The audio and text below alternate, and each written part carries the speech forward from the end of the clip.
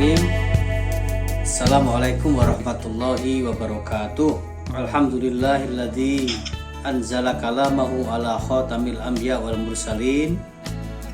Asyhadu an la ilaha illallah wahdahu la syarikalah al malikul haqqul mubin. Wa asyhadu anna muhammadan abduhu wa rasuluh as-sadiqul wa'dul amin. Allahumma sholli wa sallim ala asrafil anbiya wal mursalin Nabiyina Muhammadin wa ala alihi wa ashabihi at-tahirin al-mukarramin. Amma ba'du. Yang saya hormati Pak Taufik Burhan selaku Ketua Pimpinan Cabang Muhammadiyah Dau beserta para pengurus yang lain, kemudian moderator Mas Reno Adityo, yang juga saya hormati para peserta Bapak Ibu semuanya. Alhamdulillah pada malam hari ini kita bisa bersama-sama hadir secara virtual untuk melanjutkan kajian rutin di Pimpinan Cabang Muhammadiyah Dau. Namanya juga sangat merakyat ya, Ustaz Taufik ngaji bareng. Ini jadi semoga ini menjadi bagian dari ikhtiar kita untuk meningkatkan keberagamaan kita bersama-sama. Nah, pada malam hari ini saya menawarkan sebuah topik yang ya kelihatannya ilmiah gitu ya, ragam metode tafsir Al-Quran. Tapi sesungguhnya yang ingin saya lakukan adalah ingin memperkenalkan kepada semuanya, bagi yang belum kenal, atau mengingatkan bagi yang sudah pernah bersentuhan dengan tema ini, atau juga memperkuat ingatan kembali bagi yang sudah ingat dan terbiasa, yaitu berkaitan dengan cara-cara yang berkembang di dalam dunia Islam berkaitan dengan bagaimana Al-Quran itu ditafsirkan. Tadi Mas Reno sudah menyebut tentang ada corak, ada metode. Nah, tentu saya tidak akan terlalu ilmiah membedakan semuanya, gitu ya, karena ini kajian yang bersifat semi pengajian dan kajian. Jadi memang kalau dibawa ke dalam konteks ilmiah ya memang ada bedanya itu antara corak, metode, dan katakanlah al-manhaj dan al-laun gitu ya. Tapi dalam hal ini saya kira kita tidak akan sampai ke situ, tapi sekedar mengenal bagaimana sebenarnya Al-Quran itu didekati baik secara maknawi maupun secara lafzi, atau bagaimana Al-Quran itu difahami oleh umat Islam. Nah, untuk memulai ke situ saya ingin mengutip seorang ulama yang bernama At-Tabari ya. Dia mengatakan ini ajabtu liman yaqra'ul Qur'ana. Jadi dia mengatakan, aku ini sungguh ajabtu, saya ini sungguh heran, takjub, heran ya, dengan orang-orang yang membaca Quran gitu. Nah, dengan orang yang membaca Quran kok dia malah heran, bagaimana maksudnya? Karena dia mengatakan kaifa yaltazzu bi qiraatihi wa lam yafham ma'nahu. Bagaimana mungkin orang itu bisa menikmati keindahan atau kelezatan membaca Al-Quran walam yafham ma'nahu, sementara tidak mengetahui maknanya. Memang kalau kita bawa ke dalam kajian tentang i'jazul Quran, kemujizatan Al-Quran, itu bisa didekati dengan pendekatan apapun. Artinya bagi mereka yang tidak memahami bahasa Arab, membaca Al-Quran itu juga menghadirkan sebuah perasaan damai yang luar biasa. Padahal tidak paham maknanya. Nah, tapi pada saat yang sama juga kita bisa melihat Al-Quran ini punya kemujizatan dalam bentuk yang lain lagi, yaitu misalnya bisa dihafalkan meskipun penghafalnya juga tidak memahami bahasa yang digunakan untuk menghafal itu. Nah, Karena itu berbeda-beda cara orang memperlakukan Al-Quran. Misalnya kalau kita ikuti di dalam surat Fatir itu ada yang menyebutnya dengan muktasid itu. Muktasid itu tengah-tengah gitu. Ada sabiqun bil khairat, ada dzalimun li nafsi, ada muktasid, ada sabiqun bil khairat. Dzalimun li nafsi itu artinya ya dolim pada dirinya sendiri gitu. Berarti memang tafsirnya banyak sekali. Kalau kita baca tafsir Al-Azhar yang ditulis oleh Buya Hamka, tafsiran tentang surat Al-Fatir yang berbicara tentang tiga kelompok tentang yang berkaitan dengan Al-Quran, yaitu pertama tadi adalah dzalimun li nafsi, kemudian yang kedua adalah muqtasid, lalu yang ketiga adalah sabiqun bil khairat. Itu banyak sekali, tapi setidaknya ini adalah satu contoh bagaimana Al-Quran itu didekati ya, dan memiliki makna pada masing-masing kalangan. Bagi orang yang tidak memahami maknanya tetap bisa memperoleh kemujizatan Al-Quran. Bagi yang memahami maknanya bisa memperoleh manfaat yang lebih tinggi lagi, dan dalam konteks yang lebih dalam lagi, mereka-mereka yang memiliki ilmu atau mengembangkan disiplin ilmu tertentu dengan merujuk kepada Al-Quran juga bisa menemukan penemuan-penemuan atau rumusan-rumusan teoritis yang luar biasa di dalam Al-Quran itu. Karena itu di forum yang lain saya juga pernah berbicara tentang isyarat-isyarat ilmiah di dalam Al-Quran. Nah, itu bahwa Al-Quran itu bukan kitab ilmu pengetahuan, dalam arti kalau kita bawa ke dalam kategori atau definisi ilmu pengetahuan itu kan rigid ya. Maka dalam makna yang rigid itu Al-Quran bukan ilmu pengetahuan, tetapi lebih di atas ilmu pengetahuan, yaitu inspirasi ilmu pengetahuan. Nah itu, sehingga apakah akan muncul ilmu pengetahuan dari Al-Quran atau tidak ya tergantung bagaimana kita memperlakukan Al-Quran. Jadi bagaimana kita mengalami pergumulan dengan Al-Quran. Nah karena itulah lalu para ulama mengembangkan satu metode atau satu disiplin ilmu di dalam Islamic Studies atau dirasah Islamiyah yang disebut dengan ulumul Quran, yaitu ilmu-ilmu yang berkaitan dengan Al-Quran. Pembahasan tentang ulumul Quran itu juga sangat menarik karena banyak sekali dibicarakan aneka topik-topik dasar di dalam Al-Quran. Ada banyak kitab baik yang bersifat masa lalu, istilahnya klasik, maupun kitab-kitab kontemporer yang berkaitan dengan ulumul Quran, kajian-kajian Al-Quran, kajian yang berkaitan dengan ilmu-ilmu yang diperlukan untuk memahami Al-Quran. Misalnya yang ada di hadapan saya ini ada 3 atau berapa ini? Ada 4 kitab itu, yaitu Al-Wadhih fi Ulumil Quran yang ditulis oleh Mustafadib Al-Bugha. Itu Al-Wadhih itu artinya yang terang ya. Jadi pengantar yang terang benderang.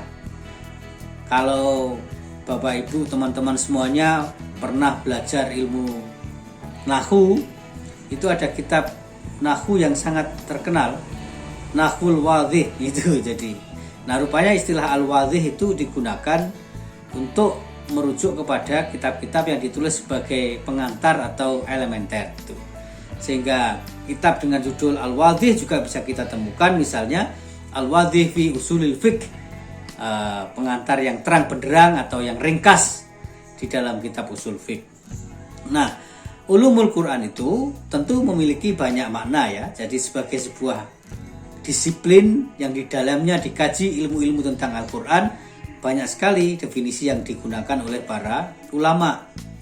Tapi izinkanlah saya mengutip Mustafadib Al-Bugha sebagai salah satu contoh saja yang barangkali nanti juga jika berminat bisa saya kirimkan nanti ke Bapak Ibu semuanya. Misalnya dia mengatakan ta'rifu ulumil Quran. Yang disebut dengan ulumul Quran itu definisinya adalah at-ta'rif, itu dalam bahasa Arab artinya definisi, meskipun ada juga yang menyebut definisi itu bukan ta'rif tapi tahdid. Tapi sebenarnya sama ya. Ta'rif itu dari kata-kata arrofa, artinya mengetahui atau memberikan pengetahuan. Maka ta'rif itu artinya ya pengetahuan, makna dasar. Sementara tahdid itu pembatasan, karena to define in English mean to limit. Mendefinisikan itu berarti membatasi gitu. Maka dalam hal ini baik ta'rif maupun tahdid merujuk kepada hal yang kurang lebih sama. Lalu apakah ulumul Quran itu? Di sini dikatakan huwa mabahithun. Ulumul Quran itu adalah pembahasan tata'allaqu bil Qur'anil Karim, yang berkaitan dengan, yang berhubungan dengan Quranul Karim, min nahiyati nuzulihi wa tartibihi, yang berkaitan dengan turunnya. Nuzulihi turunnya, min nahiyah itu dari sisi, dari aspek, nuzulihi turunnya, wa tartibihi dan tertibnya, urutan-urutannya, wa jam'ihi wa kitabatihi, pengumpulannya dan penulisannya, wa qiraatihi dan membacanya, wa muhkamihi wa mutasyabihihi, wa nasikhihi wa mansukhihi, wa ijazihi wa asalibihi, wa daf'i sibhi anhu ila akhiri dzalika. Jadi ilmu Al-Quran itu adalah ilmu-ilmu yang berkaitan dengan setidaknya, karena ini masih disebutkan ila akhiri, atau kalau ila akhiri ya, dan yang lain-lain. Maka di antara problem atau masalah-masalah yang dibicarakan di dalam ulumul Quran itu adalah berkaitan dengan nuzulihi wa tartibihi, turunnya Al-Quran dan susunannya gitu ya. Kemudian jam'ihi wa kitabatihi, pengumpulannya dan penulisannya, karena kita semuanya tahu bahwa Al-Quran tidak turun serta-merta, tetapi melalui sebuah proses yang dalam bahasa usul fiqh atau hukum Islam itu disebut dengan tadarruj atau tadrij, bertahap, berangsur-angsur, atau dalam bahasa ilmiah disebut dengan gradual. Kemudian wa qiraatihi, dan bacaannya. Tentu kita semuanya juga mengetahui ilmu tentang qiraatul Quran itu sangat luas gitu. Sehingga saya ketika tinggal di Singapura dulu itu, istri saya bergabung dengan aneka kelompok membaca Al-Quran dari masyarakat Muslim Indonesia yang tinggal di Singapura, dan mereka mengkhususkan diri pada pembacaan Al-Quran yang dikenal dengan kelas tahsin dan tajwid. Tapi ada lama-lama kemudian terlihat itu bahwa karena mereka mengkaji tajwid dan tahsin itu seolah-olah ilmu Al-Quran itu hanya itu gitu. Sehingga satu ketika kami buatkan sebuah peta konsep keilmuan Islam termasuk ulumul Quran, dan dengan begitu diketahui bahwa ulumul qiraah itu hanya satu bagian dari aneka ragam ilmu-ilmu tentang Al-Quran gitu. Sehingga dari situ baru kelihatan, oh ternyata kita baru berada pada posisi ini. Jadi qiraah, kemudian juga kita mengenal ada qiraah sab'ah, ada Imam Syu'bah, kemudian Imam Asim dan lain-lain yang mengembangkan bacaan-bacaan gitu ya.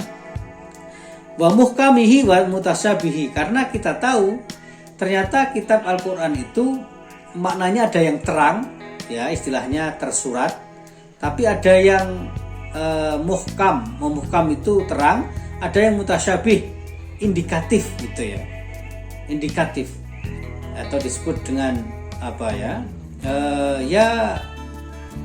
tersirat gitu. Jadi ada makna yang tersurat, ada yang makna yang tersurat, atau ada yang bermakna tunggal, ada yang bermakna ambigu. Ambigu dalam arti maknanya banyak gitu. Ini nih sehingga perlu dipelajari. Kemudian wa nasikhihi wa mansukhihi, bagaimana Al-Quran itu ada juga ayat-ayat yang dimansuh, dihapus gitu.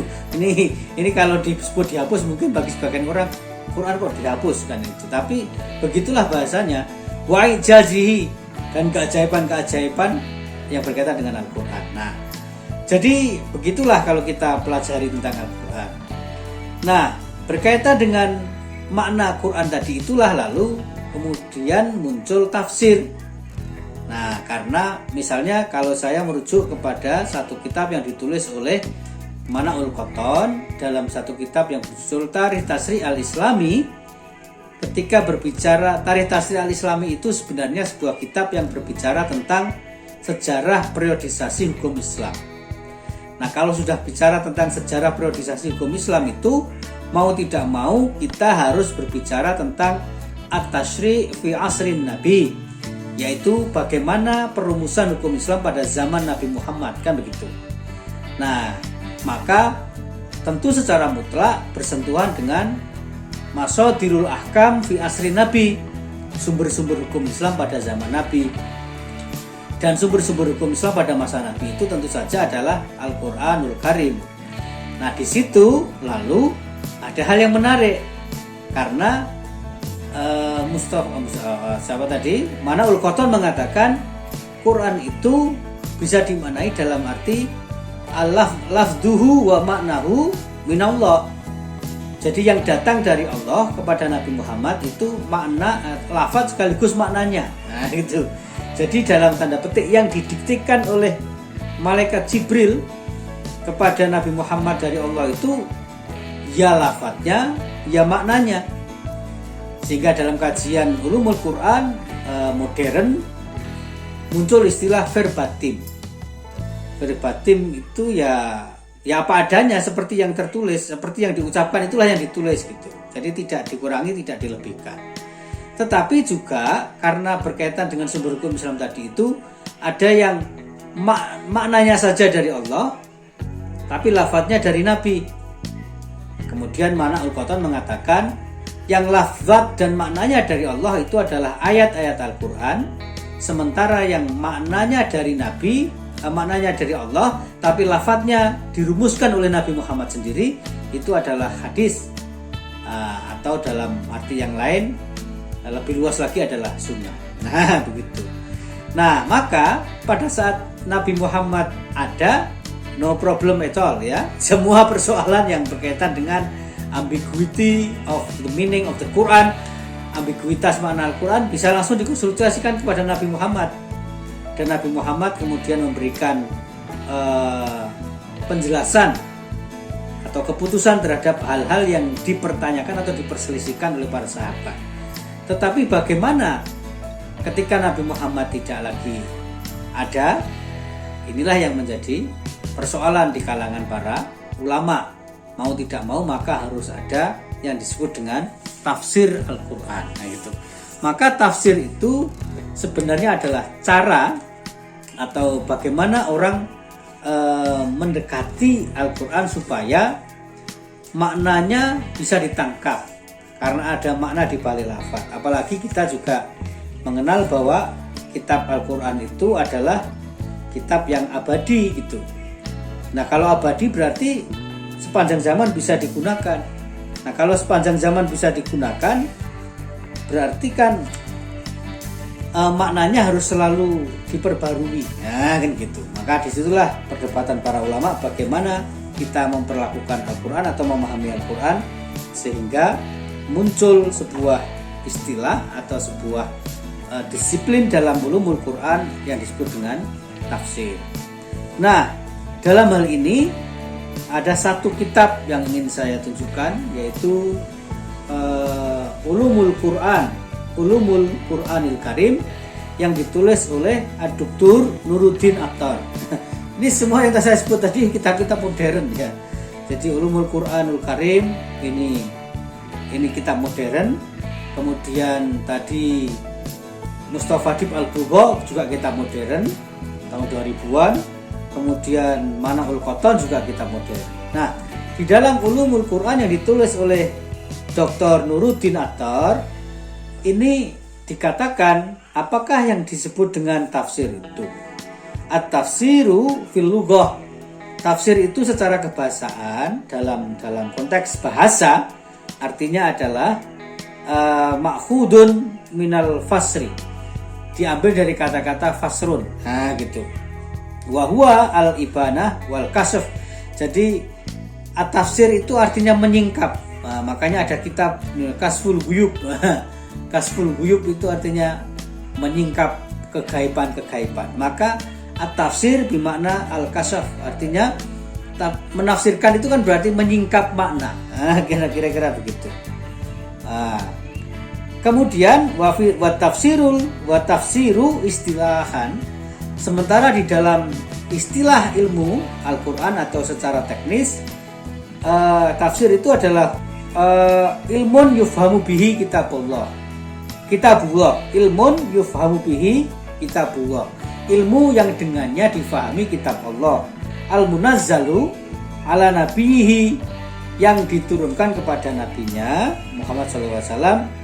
Kemudian wa bayanu ma'anihi, jadi penjelasan tentang makna-maknanya, wa istikhraju ahkamihi wa hikamihi, dan mengekstrak. Nah, itu kalau dalam bahasa kita di dunia modern hari ini ya, tafsir itu ilmu yang berguna untuk mengekstrak hukum-hukum di dalam Al-Quran. Wa hikamihi, hikam itu jamak dari hikmah, itu yang artinya mahiyal hikmah. Tentu banyak sekali tafsiran. Misalnya kalau kita membaca falsafah hukum Islam yang ditulis oleh Tengku Hasbi As-Siddiqi, penjelasan tentang makna hikmah itu banyak sekali. Tapi mari kita sederhanakan saja dengan penjelasan Al-Quran di dalam surat Al-Baqarah. Itu adalah yang disebut dengan hikmah itu adalah khairan katsira, kebaikan-kebaikan yang sangat banyak. Berarti kebaikan itu bisa berkaitan dengan ilmu pengetahuan, kebaikan itu berkaitan dengan pengobatan, kebaikan itu berkaitan dengan inspirasi untuk menjalani kehidupan dan lain sebagainya. Nah, wa yasta'malul ulama'u aidan ibaratu ta'wil. Tapi di sisi lain para ulama juga menggunakan istilah takwil untuk menjelaskan atau menyebut kata tafsir itu ada istilah lain, yaitu takwil. Nah, jadi saya teruskan saja, nanti kita bisa mengutip kitab-kitab yang lain, tapi mumpung saya pegang kitabnya siapa ini, Nuruddin Attar, kemudian dia mengatakan berkaitan dengan aneka ragam tafsir. Dia menyebut tafsir yang mula-mula muncul adalah disebut dengan tafsir bil ma'thur. Nah, gitu. Jadi tafsir bil ma'thur itu adalah tafsir yang disandarkan kepada riwayat. Athar itu kan artinya nama lain dari hadis, sunnah itu adalah athar atau khobar gitu. Maka ma'thur itu diambil dari kata athar, atharun gitu ya, atharun. Nah, jadi yang pertama-tama muncul itu adalah tafsir bil ma'thur. Karena ketika para sahabat atau umat Islam membutuhkan penafsiran terhadap Al-Quran, maka hal yang paling mudah dilakukan adalah merujuk kepada athar, merujuk kepada hadis. Sehingga periwayatan yang berkaitan dengan asbabun nuzul itu dijadikan sebagai bagian dari penjelas tafsir Al-Quran. Nah, maka buku-buku atau kitab-kitab yang lahir di dalam konteks tafsir bil ma'thur itu secara dominan menggantungkan penjelasannya kepada riwayat itu, kepada riwayat, kepada kisah-kisah pada zaman, bukan kisah ya, tapi penjelasan-penjelasan yang hadir pada zaman Nabi. Kemudian yang kedua menurut Nuruddin Attar ini adalah hampir sama dengan yang lain nanti, tafsir bil ra'yi gitu. Jadi ada tafsir bil ma'thur, ada tafsir bil ra'yi. Jadi tafsir yang berkaitan, yang disandarkan kepada akal. Ra'yun itu artinya pandangan atau akal. Jadi tafsir bil ra'yi adalah tafsir yang tidak semata-mata menyandarkan diri kepada riwayat, tapi sudah mulai menggunakan atau mengalami intervensi gitu ya. Kalau dalam bahasa ilmiah hari ini tuh orang biasa mengatakan mulai ada intervensi akal di dalam menafsirkan Al-Quran. Nah, bagaimana dengan hal ini? Tentu saja kita bisa merujuk kepada aneka ragam persoalan. Jadi misalnya wilayah-wilayah Islam semakin meluas, masyarakat Islam semakin banyak, persoalan-persoalan yang muncul di dalam masyarakat Islam tidak lagi sama dengan masalah-masalah yang muncul di masa lalu. Maka dalam situasi yang seperti itu tidaklah mungkin menyelesaikan persoalan hanya semata-mata dengan mendasarkan pandangan-pandangan Quran dan hadis saja. Tentu Quran dan hadis menjadi dasar paling utama, tetapi ada banyak masalah-masalah yang penyelesaiannya, formula penyelesaiannya tidak secara eksplisit, tidak secara tersurat disebutkan di dalam Al-Quran. Nah, karena itulah lalu muncul aneka pendekatan lain yang terutama adalah pendekatan berupa akal.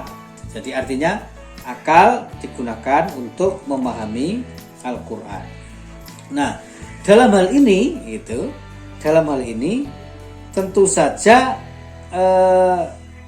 banyak hal yang lain yang dilibatkan. Karena menafsirkan Al-Quran dengan akal itu kan tentu bukan pekerjaan mudah. Tetapi sekali lagi kalau kita bertanya tentang keabsahan tafsir birro'yi ini, kita bisa melakukan analogi dengan hadis yang berisikan dialog antara Nabi Muhammad dengan Mu'adz bin Jabal pada saat Mu'adz bin Jabal diutus atau diangkat sebagai gubernur di Yaman. Di situ kan Nabi Muhammad bertanya kepada Mu'adz bin Jabal, kaifa taqdi, bagaimana engkau akan menyelesaikan masalah-masalah yang terjadi di dalam masyarakatmu? Kemudian dia mengatakan, bi kitabillah, saya akan menyelesaikan masalah-masalah yang saya hadapi dengan merujuk kepada kitab Allah. Kemudian Nabi bertanya, fa ilam tajid, kalau tidak engkau temukan bagaimana? Lalu dia mengatakan, kalau tidak saya temukan maka akan saya akan merujuk kepada sunnah Rasulnya, dan begitu. Sampai di situ Nabi Muhammad bertanya lagi, fa ilam tajid, kalau dalam sunnahnya juga tidak ketemu, dalam sunnahku juga tidak ketemu, bagaimana? Kemudian Mu'adz mengatakan, astahidu ro'i, saya akan menggunakan pemikiran atau akal saya untuk beristihad. Dengan jawaban itu Nabi Muhammad menyatakan kelegaannya. Di dalam ilmu hukum Islam, peristiwa ini dianggap sebagai sebuah legitimasi bolehnya melakukan istihad. Istihad artinya kan badrul juhdi, mengerahkan segala bentuk, mengerahkan pemikiran untuk mengerahkan segala macam usaha, terutama pemikiran untuk menyelesaikan masalah. Maka hal yang sama juga bisa kita temukan di dalam tafsir gitu. Tafsir yang berkaitan dengan penggunaan pemahaman Al-Quran yang bersumber dari pemahaman akal. Maka makna tafsir birro'yi itu adalah huwa tafsirul Qur'ani bil istihad. Nah, itu. Jadi yang disebut dengan tafsir birro'yi itu adalah tafsir Al-Quran dengan istihad. Sehingga pemahaman kita tentang tafsir birro'yi dengan kisah yang tadi saya sebutkan berkaitan dengan dialog Nabi Muhammad dengan Mu'adz itu nyambung gitu ya. I'timadan alal adawat allati yahtaju ilaiha al-mufassiru. Yang tentu saja bergantung kepada al-adawat. Adawat itu ya aneka ragam peralatan. Makanya di dalam pembelajaran studi Islam yang klasik itu kan ada istilah ilmu alat ya. Ilmu alat itu harus dikuasai terlebih dahulu. Bahasa Arab itu ilmu alat yang tanpanya maka pemahaman tentang Islam, tentang studi Islam menjadi tidak sempurna gitu. Maka di sini dikatakan yang tergantung kepada beberapa hal yang disebut dengan al-adawat allati yahtaju ilaiha al-mufassiru. Nah, apa saja yang diperlukan? Tentu pemahaman bahasa Arab menjadi syarat yang paling awal. Kemudian pemahaman tentang asbabun nuzul.